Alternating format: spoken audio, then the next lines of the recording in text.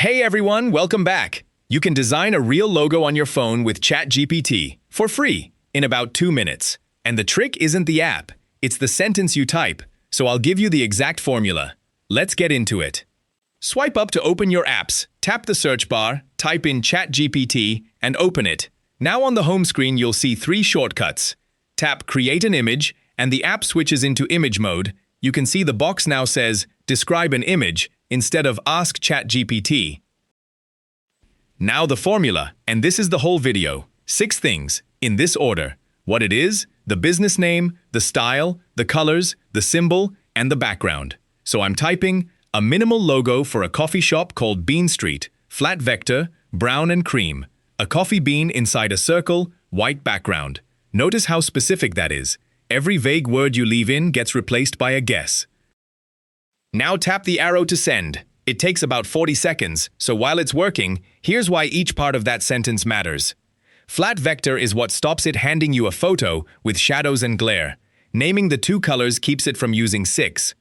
A coffee bean inside a circle gives it one clear shape instead of a busy scene, and white background is what makes the logo actually usable later. You can watch it building the image right there in the chat. And there it is, a brown coffee bean inside a ring. The name Bean Street underneath, in brown and cream, on a clean white background. Exactly what we asked for, first try. Now the part most people miss. You don't start over to change something, you just say what to change. Tap the image to open it full screen, tap Edit at the bottom, and type your change into Describe Edits. I'm typing, make the background dark green. And one tip, change one thing at a time. Ask for a new color, a new font, and a new shape in one go, and it drifts away from the logo you liked. Now send it. And look at what it did. Same bean, same double ring, same lettering, all of it untouched, and the only thing that changed is the background. The badge is now sitting in cream on dark green.